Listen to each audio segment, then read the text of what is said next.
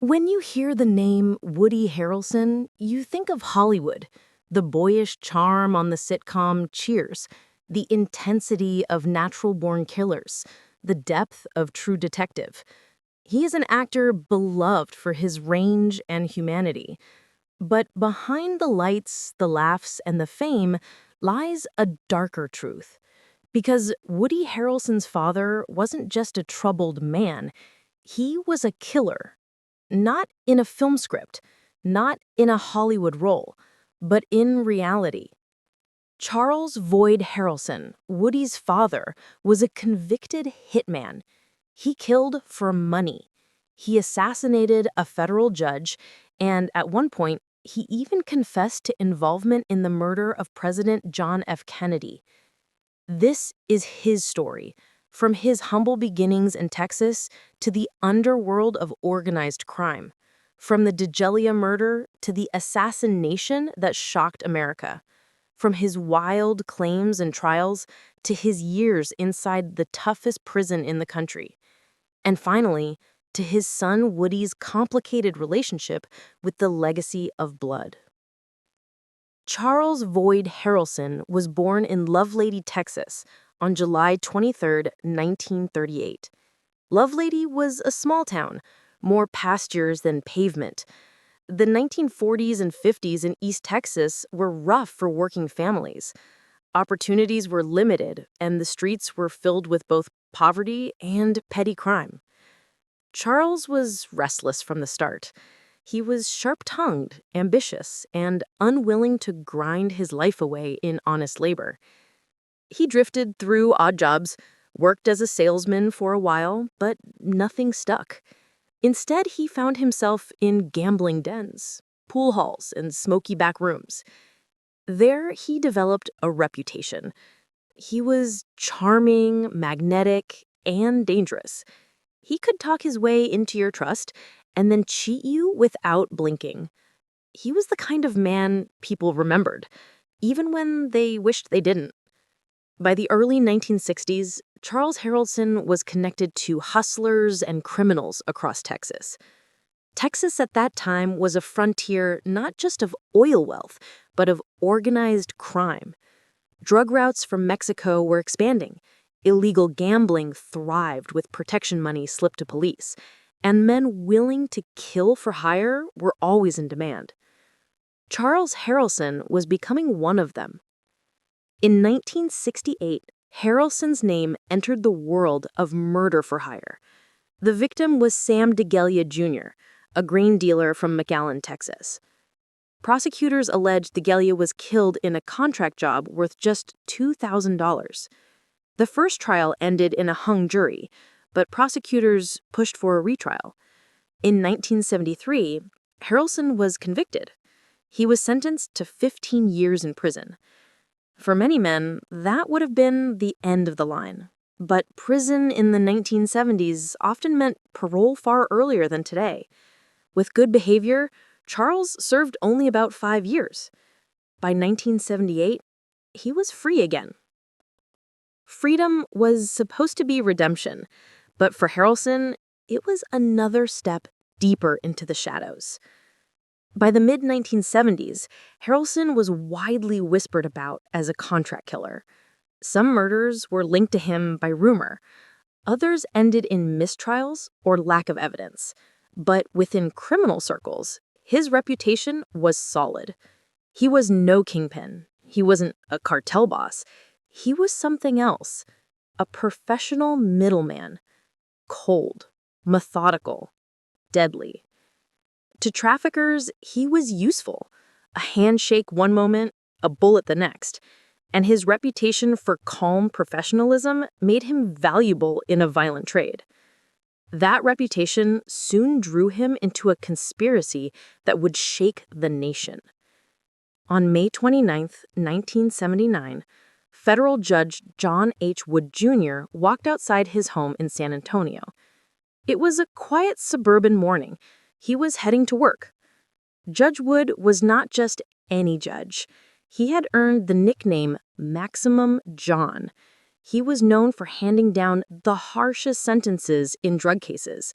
To traffickers across Texas and the Southwest, he was their worst nightmare. One man feared him most of all, Jamil or Jimmy Chagra. Chagra was a flamboyant El Paso drug lord. He made millions smuggling marijuana from Mexico. He gambled heavily in Las Vegas, and he lived a life of flash and risk. But in 1979, Chagra faced trial before Judge Wood. If convicted, his empire would crumble. So Chagra sought a solution outside the law. According to investigators, he arranged to pay Charles Harrelson $250,000 to assassinate the judge. On that May morning, a single shot rang out. Judge Wood collapsed in his driveway. He became the first federal judge assassinated in the 20th century.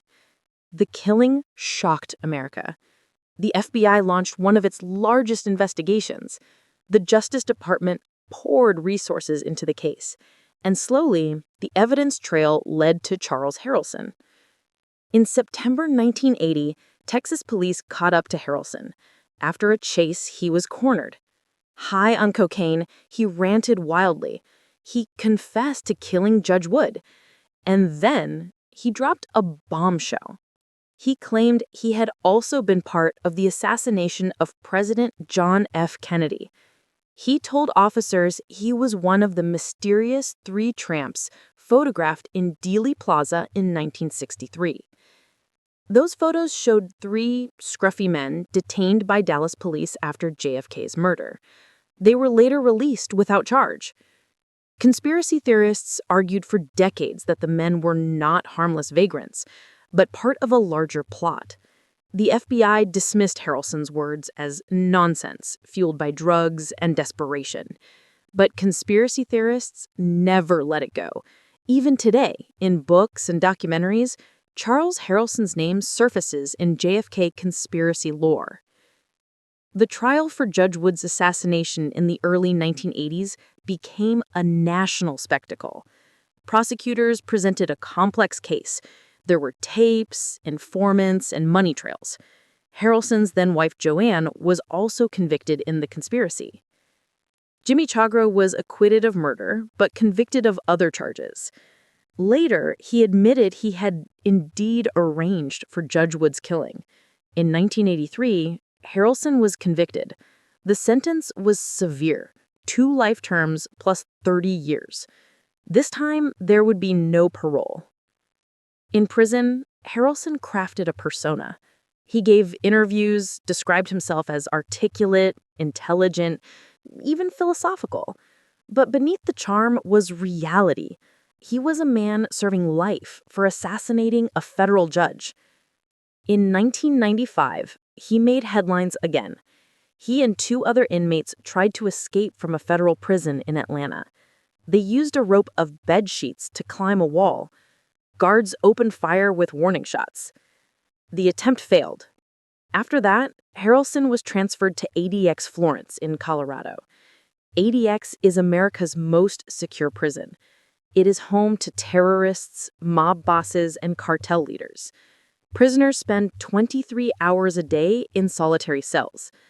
Contact with the outside world is almost non-existent. There, Harrelson lived out the rest of his life. On March 15, 2007, he died of a heart attack at age 69.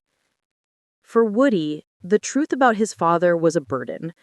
At age 11, he discovered that his father was a convicted killer. As an adult, he visited Charles in prison. Woody has described his father as charismatic and intelligent. At times, he even poured millions into appeals, trying to get his father a new trial. But the courts never relented. The evidence was overwhelming. In interviews, Woody has said, "My father is one of the most articulate, well-read, charming people I've ever known." Still, he was convicted of killing a federal judge, and that's a hard truth to live with. Charles Harrelson will always be remembered as a gambler, hustler, and contract killer, a man whose choices brought pain, death, and scandal. But Woody Harrelson built a different legacy, one of art, of creativity, of light. Two legacies, one of blood, one of art. And the question that lingers is simple. Are we defined by where we come from or by the choices we make to escape it?